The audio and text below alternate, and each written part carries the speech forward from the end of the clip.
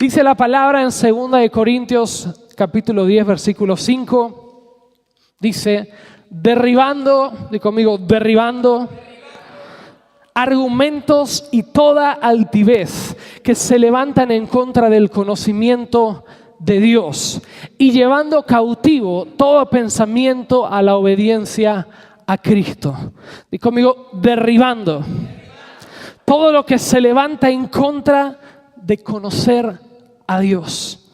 Todo lo que se levanta en contra de lo que Dios tiene para cada uno de nosotros. Nosotros hemos recibido al Señor Jesús. Lo hemos hecho el Señor de nuestra casa, de nuestra vida, de nuestra familia. Y Él viene. Y la Biblia dice que nacemos de nuevo. Cuando nosotros recibimos a Jesús, nacemos de nuevo. Nuestro espíritu nace de nuevo.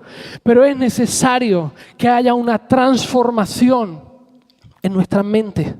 Es necesario, por eso dice el apóstol Pablo también en Romanos, no os conforméis a este siglo, sino sed transformados por medio de la renovación de vuestro entendimiento, por medio de renovar vuestra mente.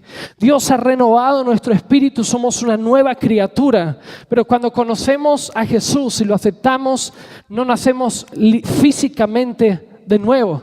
Nadie vuelve a ser un bebé y sale de la panza de la mamá, ¿cierto que no? Nuestro cuerpo sigue siendo el mismo y hay una naturaleza en nosotros que tiene que ser transformada. Y a lo largo de nuestra vida, por diferentes situaciones, se levantan muros, se levantan argumentos, se levantan fortalezas. Hay argumentos, dice la Biblia, hay fortalezas, hay muros que se levantan en contra de que yo conozca a Dios, de que yo conozca cuál es la buena, la perfecta, la agradable voluntad de Dios.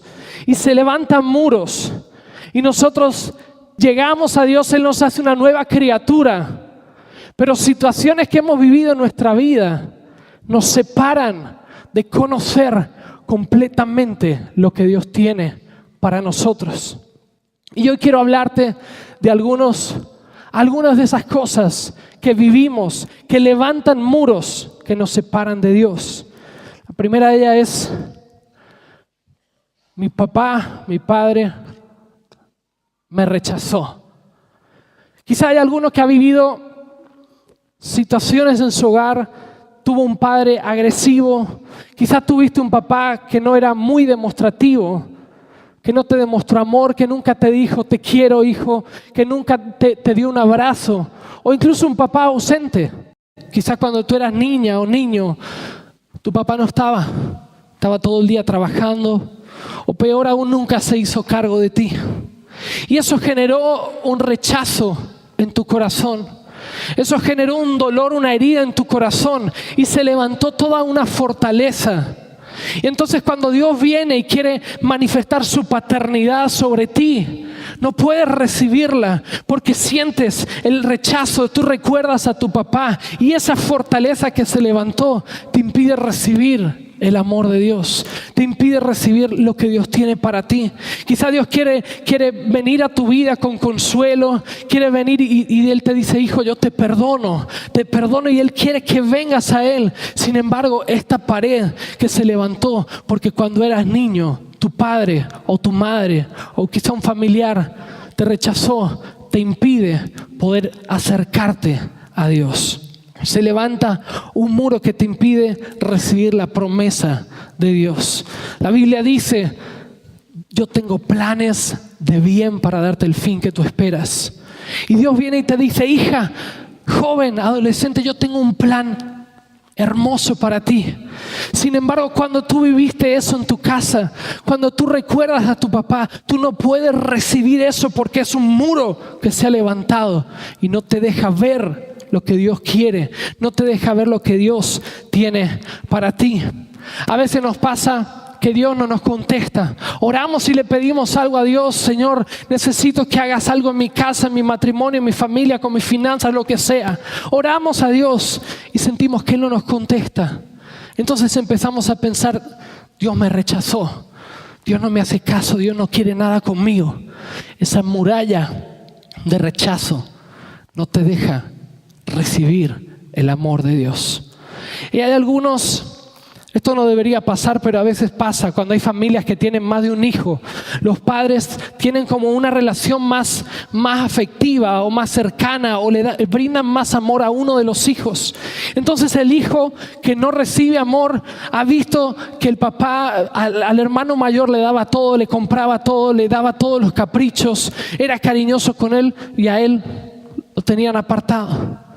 Entonces sientes que cuando Dios bendice a uno de tus hermanos, a uno de los que tienes al lado, sientes rechazo, porque dices, ¿por qué Dios sí le da a él?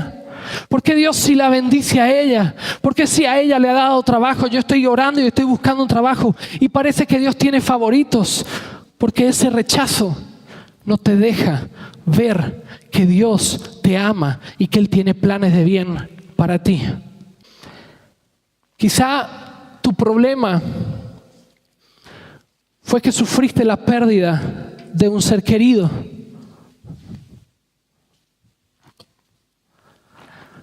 Y cuando nosotros sufrimos la pérdida, se genera un trauma en nuestro corazón, hay un dolor por esa pérdida.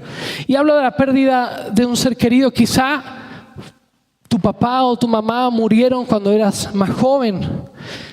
Quizá perdiste un hermano.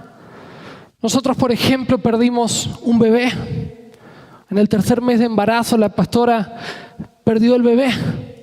Y cuando uno sufre la pérdida de un ser querido y no da lugar a procesar ese luto, hay gente que se queda estancada y permanentemente recuerda la muerte de su papá, la muerte de su mamá, la muerte de un hijo, y no lo deja avanzar y no lo deja acercarse a Dios, porque está estancado en esa situación que un día pasó. No puede superar esa pérdida. Este tipo de gente que ha perdido y ha sufrido la pérdida de un familiar, es gente que constantemente tiene temor a perder. Es gente que no echa raíces. Es gente que todo el tiempo cree que va a perder las cosas. Entonces no lucha por nada, porque siente que nada le pertenece. Incluso con Dios no se acercan a Dios, no tienen una relación con Dios porque piensan que Dios van a perderlo también, como un día perdieron a ese familiar. Fortalezas, muros, paredes que se levantan en contra de que nosotros conozcamos lo que Dios tiene, esa perfecta, buena y agradable voluntad que Dios tiene para nosotros. Esta gente está constantemente esperando cuándo vendrá la próxima tormenta para su casa.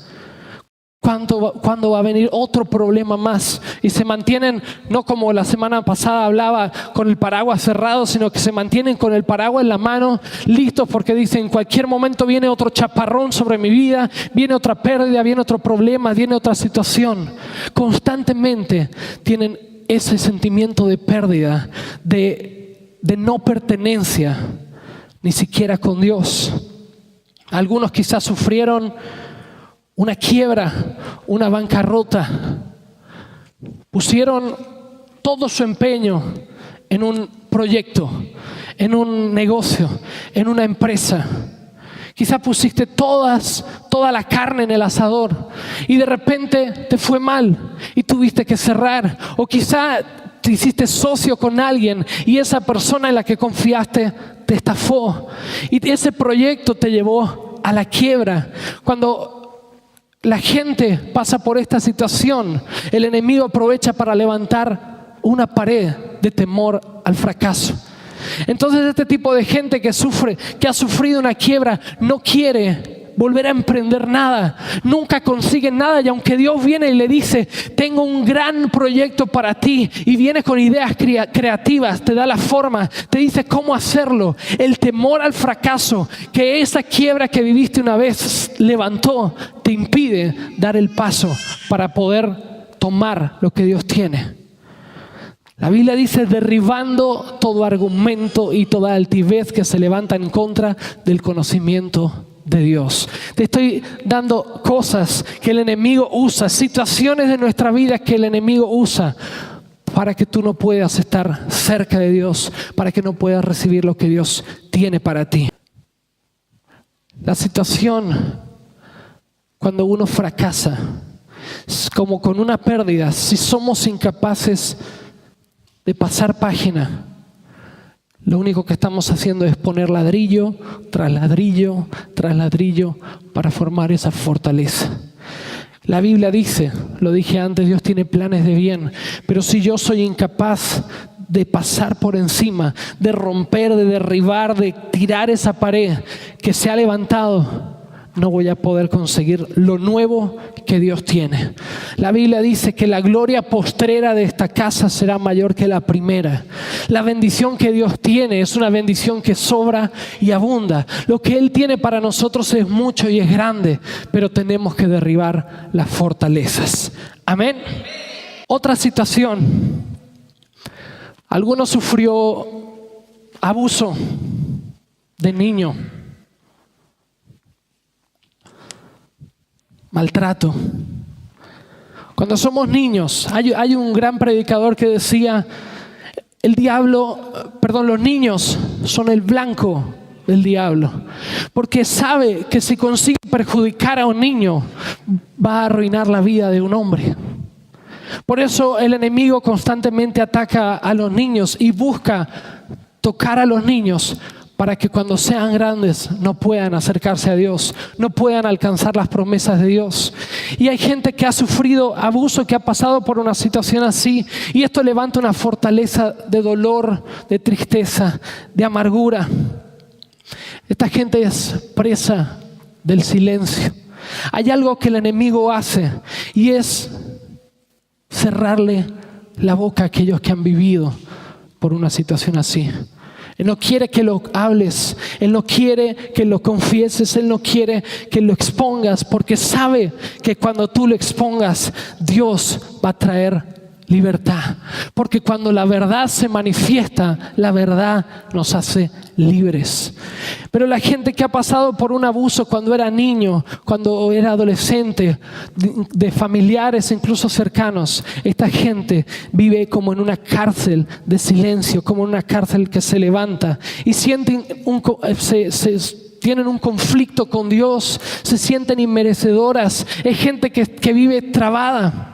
Por eso cuando hay gente que con timidez, hay gente que no quiere compartir, que se queda como quiere estar apartado de todo el mundo, gente egoísta, gente que no quiere participar de nada.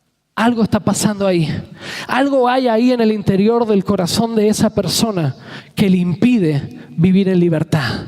Porque donde el Espíritu de Dios está y es Señor, allí hay libertad. Por tanto, en lo que no hay libertad es porque el Espíritu no es Señor, y hay que poner ojo, hay que poner la lupa y hay que mirar qué es lo que está pasando. Si hay alguna fortaleza que se ha levantado en contra de ti. Número 5. Sufrí infidelidad.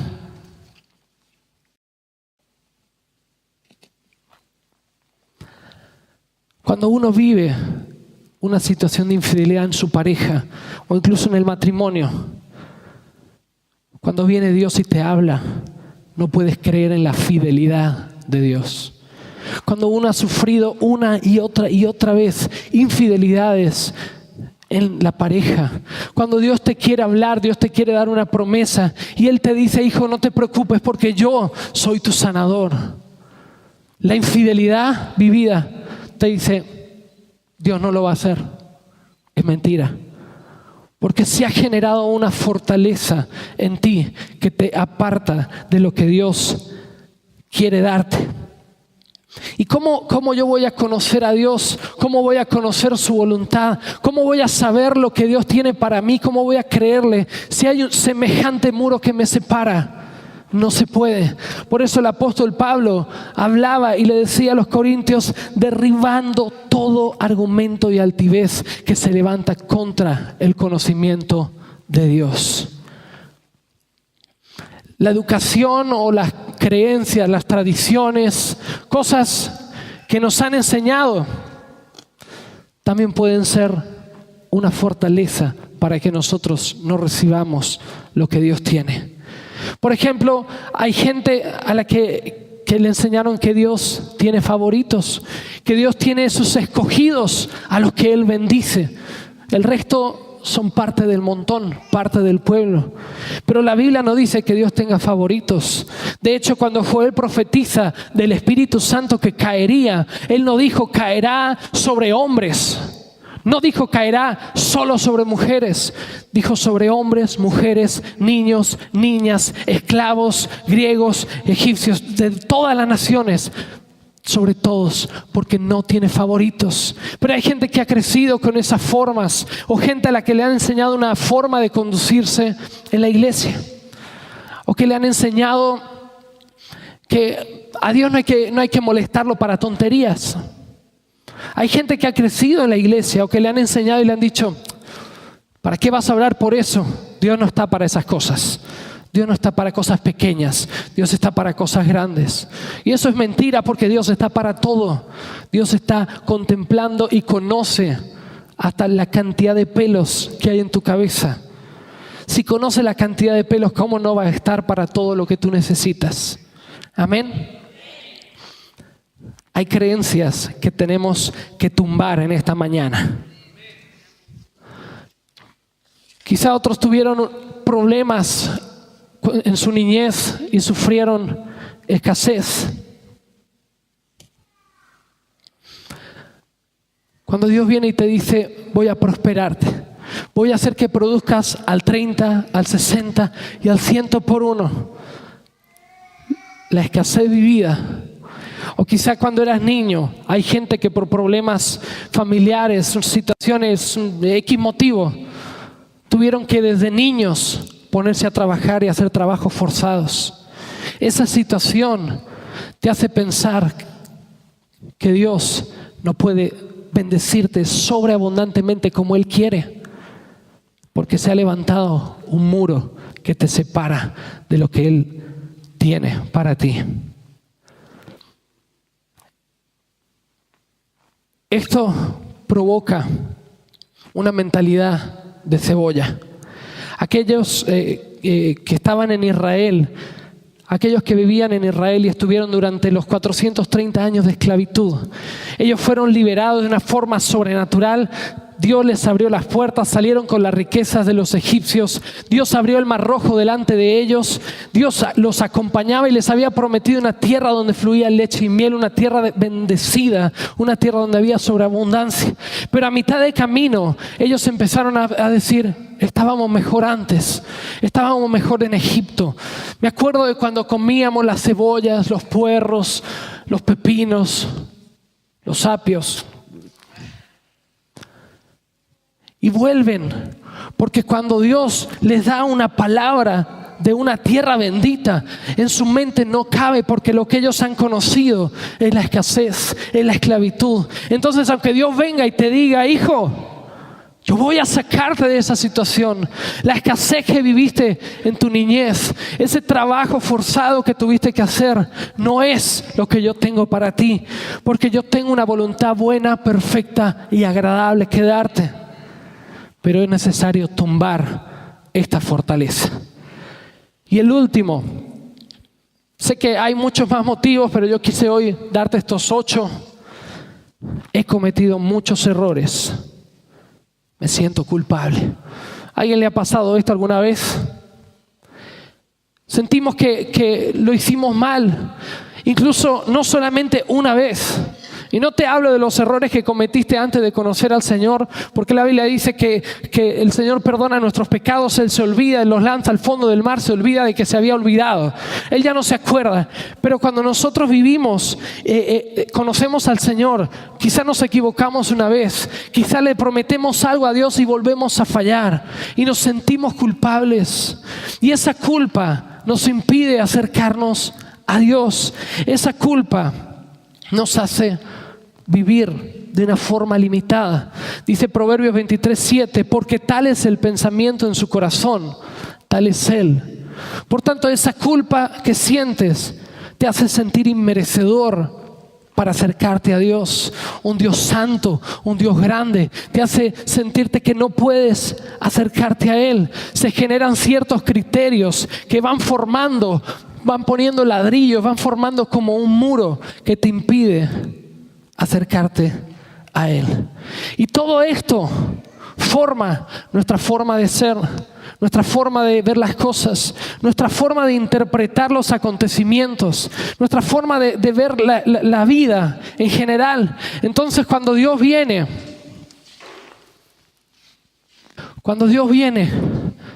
y nos habla, te dice, hijo, yo te perdono. Y Dios salta y Dios quiere decirte, hijo, acércate, porque mis planes son buenos para ti. Hay un muro que no me deja verlo.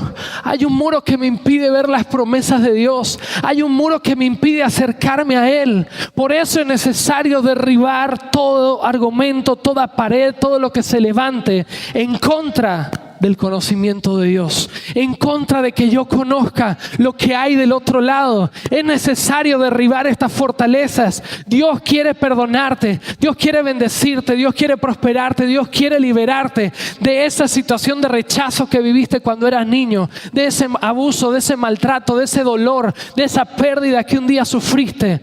Dios quiere hacerlo, pero es necesario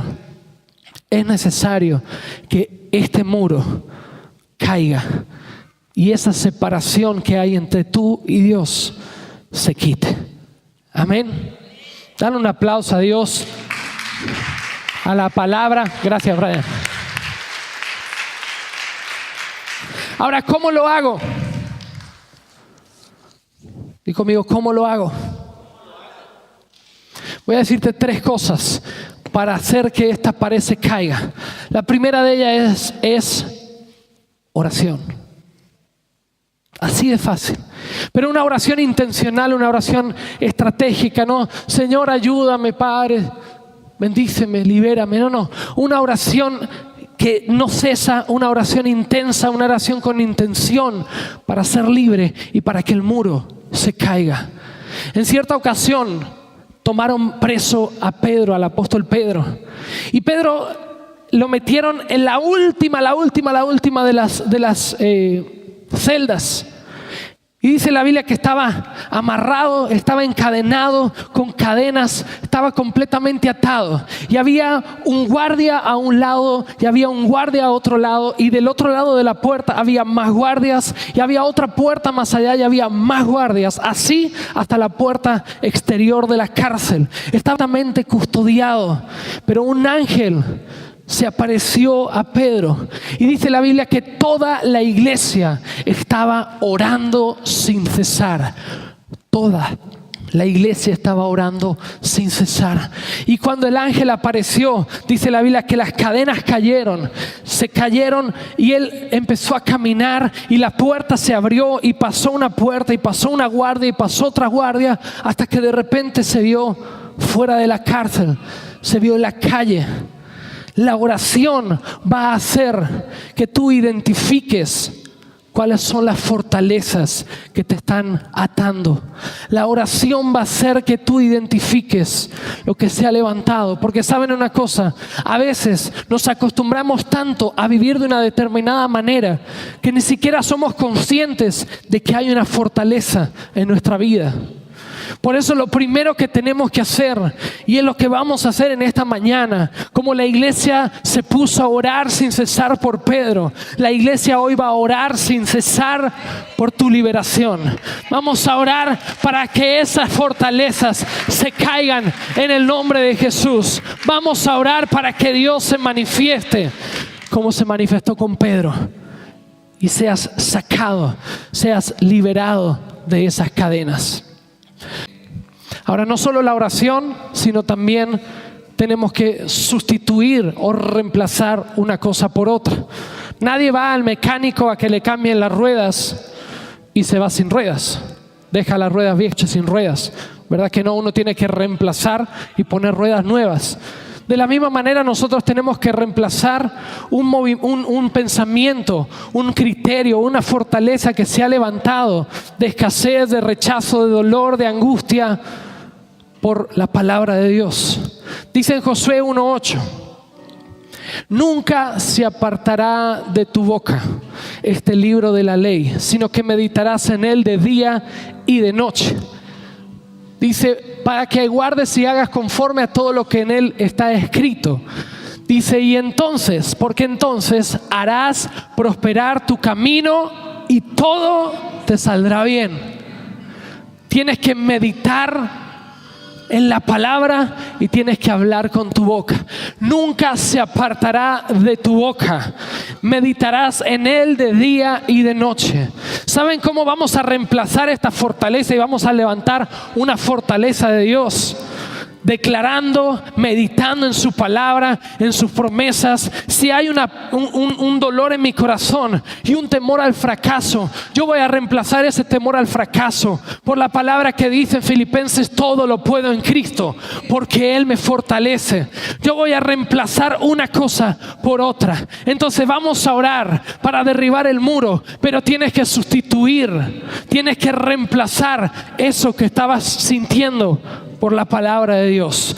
Así que todos los días toma la Biblia, lee la palabra, porque en un momento, cuando de repente empieces a sentirte mal, el Espíritu Santo que mora en ti va a hacerte recordar esa palabra y Él te va a levantar nuevamente.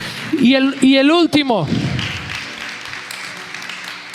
di conmigo: oración, sustitución y adoración. Dice la palabra en Romanos 1:21, me la pone Jesús, por favor. Es cierto, ellos conocieron a Dios, pero no quisieron adorarlo como Dios ni darle gracias. En cambio, comenzaron a inventar ideas necias sobre Dios, y como resultado, la mente les quedó en oscuridad y confusión. Afirmaban ser sabios, pero se convirtieron en completos necios. La falta de adoración y de gratitud para con Dios provocó que su mente se oscureciera, se entenebreciera y viniera confusión. Para derribar esto y no permitir esos pensamientos que te confunden, que no te dejan conocer a Dios, no solamente tienes que orar como oró la iglesia por Pedro, no solamente tienes que sustituir la palabra, sino que tienes que levantar tu adoración y tienes que creerle a Dios, tienes que levantar adoración. Y aunque hoy no veas nada, y aunque hoy la situación realmente se parezca a alguna de las cosas que viviste, tienes que creer que Dios va a transformar tu vida, tu familia, tu matrimonio, tu casa, todo, absolutamente todo, porque Él tiene planes. Él tiene planes. Él tiene planes para ti. Son planes de bien y no de mal.